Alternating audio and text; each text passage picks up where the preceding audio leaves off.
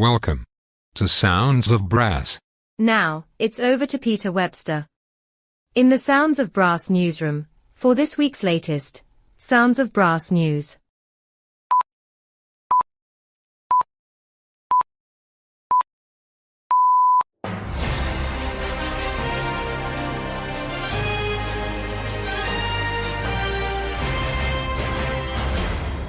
It's been a royal do for Scottish Brass Band lately. Another day, another royal visit, and another band providing the music for the occasion. King Charles was in Campbelltown to attend a farmers' market and meet charity and community organisations in the town hall as part of the Holyrood Week, an annual tradition that sees the monarch spend a week in Scotland each year. Providing the music this time, they welcomed were members of Campbelltown Brass, while more than 1,000 townspeople and visitors lined the streets. The King dropped in on a number of retailers, including a fishmonger, butcher, fruit and veg shop and chocolatier. He ended his visit by meeting a series of organisations from HM Coast Guards to the RNLI and Sea Cadets by the harbour, along with local nursery school children. He also received a bespoke bottle of a 25-year-old single malt whisky by local distillery Glen Scotia as a memento of his visit. Commented Campbelltown Brass on Facebook, "What a privilege to play for His Majesty King Charles today, right here in Campbelltown. The buzz around the town was unreal, such a brilliant day with great music, great vibes and so much local talent on show. A massive credit to all the legends who make this community what it is. Even the rain mostly stayed away. We're sure the King was impressed with the warm welcome he got, and we were proud to be a part of it."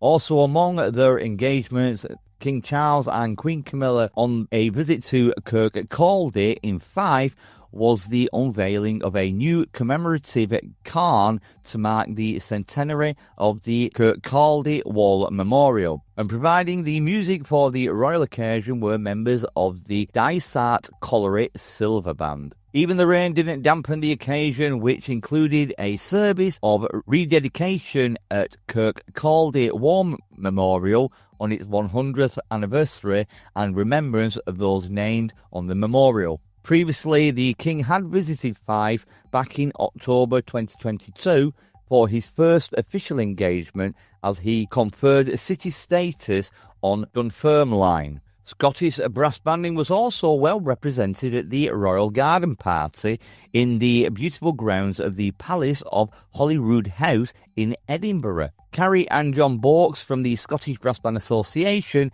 attended as invited guests of the Lord Lieutenant of Fife, Robert Belfour, having been nominated by the Fife Charities Band Association for their services to Scottish banding. They were joined by FCBA Chairman Neil McCormack and Vice Chair Tom Smith, and representing the National Youth Brass Band of Scotland, Freya McLemmon. King Charles and Queen Camilla welcomed over 8,000 guests from across Scotland to the annual celebration of those people who have made positive contributions to Scottish communities. Commenting, Carrie from SBBA President, "We were honoured to be nominated by the FCBA to attend the garden party, along with Neil and Tom from the association and Freya from the NYBBS.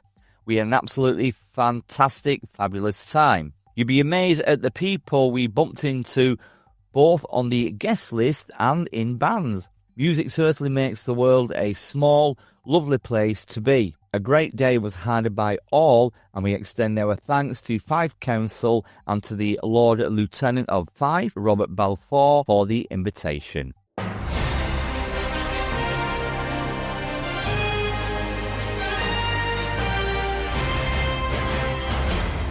The Corey Band's recent major CD release recording in Cardiff marked the final band appearances of Glyn and Helen Williams. A fond farewell was given to the duo, who have left an indelible mark on the Brass in Concert champion during their decades-long association as performers. These have included helping the band to a trio of European, British Open and National Championship victories and no fewer than 6 Brass in Concert wins.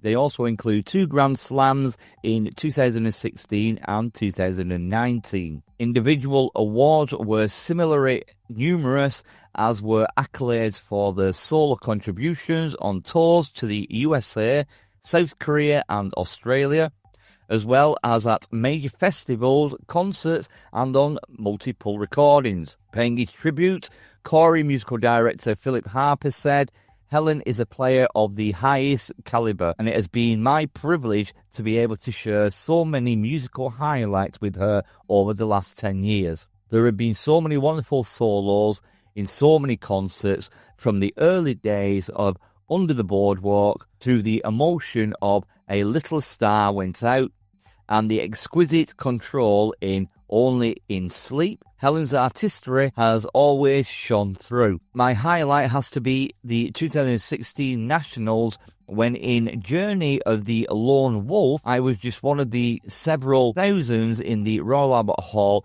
who were mesmerised under the spell of the Helen's solo Flugel extended cadenza, delivered with zen-like calm and authority, which undoubtedly won us the title." The musical director also paid tribute to Glyn in stating, "Glyn has been an absolutely cornerstone in Corey's band achievements in the past decade. His commanding sound, musicality and leadership shaping the entire lower band, and his solo playing maintaining such an incredible high level on all occasions. I have always marvelled at his composure under pressure, playing with bravery and flair, often even surpassing himself on the biggest of occasions.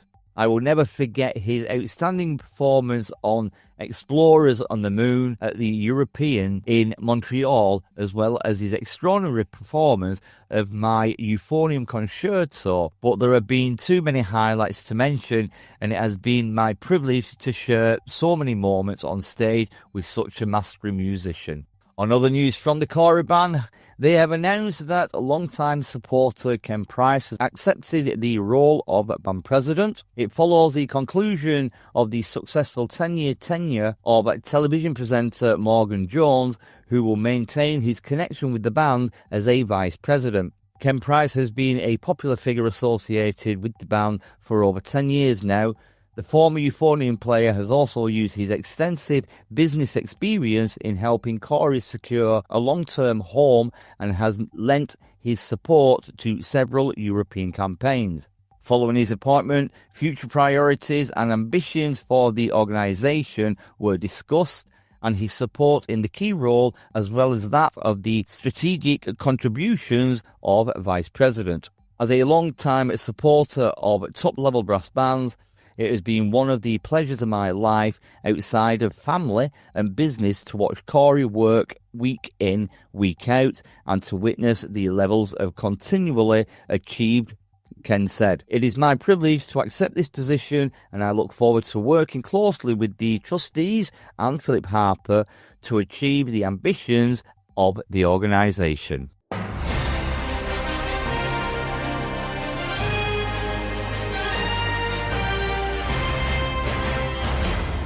A brass band conductor has been sentenced for abuse and position of trust. Sam Olsen has been sentenced at Bolton Crown Court after pleading guilty to 2 counts of sexual activity with a girl under 18 by a person in a position of trust. Sam Olsen, a teacher and brass band conductor, has been sentenced to 15 months in prison, suspended for 20 months and ordered to complete 15 rehabilitation activity requirement days with 100 hours of unpaid work after pleading guilty to 2 counts of sexual activity with a girl under 18 by a person in a position of trust. Olsen, aged 37, was also sentenced at Bolton Crown Court on Friday the 27th of June to a 12-month mental health treatment requirement and made subject to a sexual harm prevention order. Olsen is now banned from any paid or voluntary employment with a school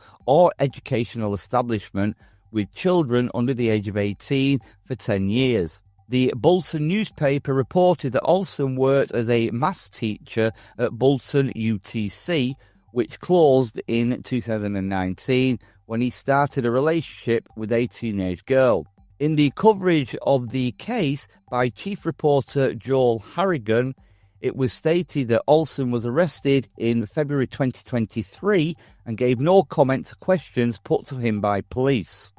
He was then rearrested again in April 2023 and later confessed to 2 counts of sexual activity with a girl under 18 by a person in a position of trust. In a statement, his victim said, "Instead of being my teacher and guide, he ultimately ended up being my abuser."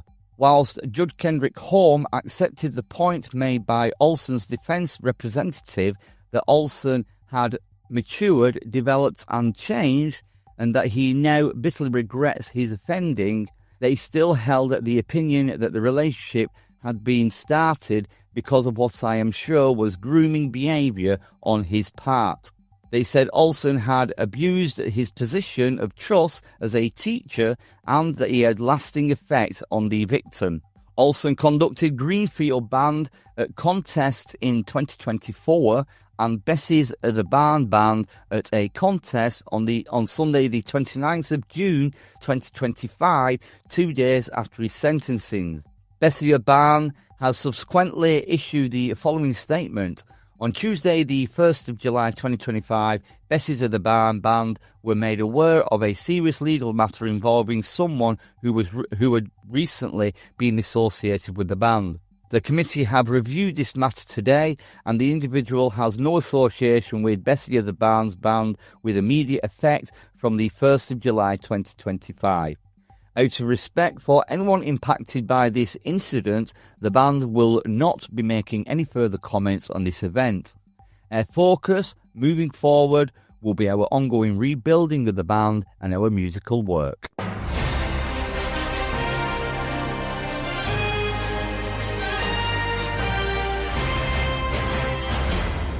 Brass Band England are pleased to share that the Department of Education has officially renewed our body or person's approval, reflecting confidence in the strong safeguarding practices within the brass banding community. Bands using BBE BOPA service should be aware of new safeguarding measures being introduced by the DFE from the 1st of July 2025. These updates are designed to ensure that all organisations using the BBE's BOPA continue to provide a safe and supportive environment for children and young people. The following update guidance from the Department of Education. The following changes will apply to events taking place from the 1st of July 2025 that make use of the BBE's BOPA. 1. Bands must submit their current safeguarding policy to safeguarding@bbe.org.uk in advance of any BOPA-covered event. Following submission, you only need to send an updated version of your policy changes. Number 2, we will review a cross-section of policies to ensure alignment with the BandSafe toolkit. If a policy doesn't meet expectations, our safeguarding team will contact the group to offer support and advice.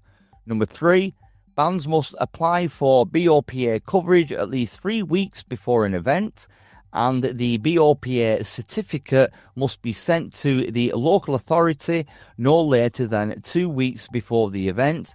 These deadlines will now be more actively monitored. Number 4, as part of this updated framework, we have been asked by the DFE to take firm action where safeguarding or licensing concerns are identified. In serious cases, organisations may lose access to the BOPA scheme until issues are resolved. And finally, we would like to thank all members organisations who use the BOPA for their continued care, diligence and commitment to safeguarding and the team would like to stress their commitment to providing support, feedback and guidance as these changes are introduced. If you need more full information, then please visit our BOPA page at bbe.org.uk.